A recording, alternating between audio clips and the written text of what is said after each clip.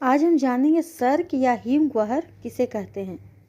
पर्वतीय क्षेत्रों में घाटी हिमनद द्वारा उत्पन्न स्थलाकृतियों में सर्क सबसे अधिक महत्वपूर्ण होता है और यह प्रायः प्रत्येक हिमानीकृत पर्वतीय भाग में मिलता है।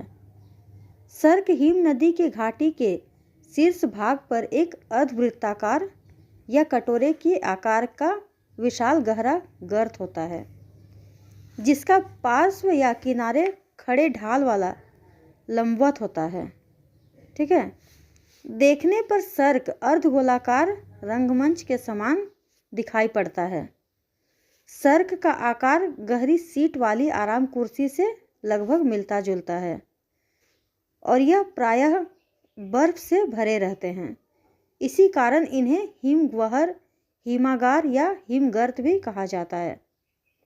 परंतु यह जरूरी नहीं है कि सर्क हमेशा बर्फ से भरे ही रहते हैं।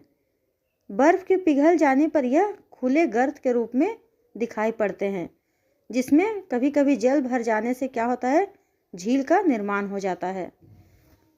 तो आइए हम अब देखते हैं कि इनका निर्माण कैसे होता है, सर्क का निर्माण किस प्रकार होता है।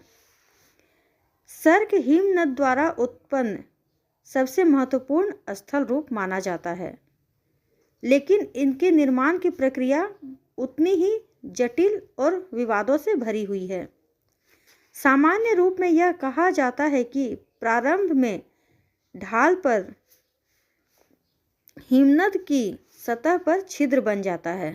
ठीक है, गर्मी के समय में हिम के पिघलने से जो जल प्राप्त होता है वह इन छिद्रों से होकर नीचे की ओर प्रवेश करने लगता है और रात के समय वही जल कम तापमान के कारण जम के ठोस हो जाता है और फैल जाता है, जिस कारण छिद्रों में दबाव पड़ता है और इसके परिणाम स्वरूप छिद्र टूटकर बड़े हो जाते हैं।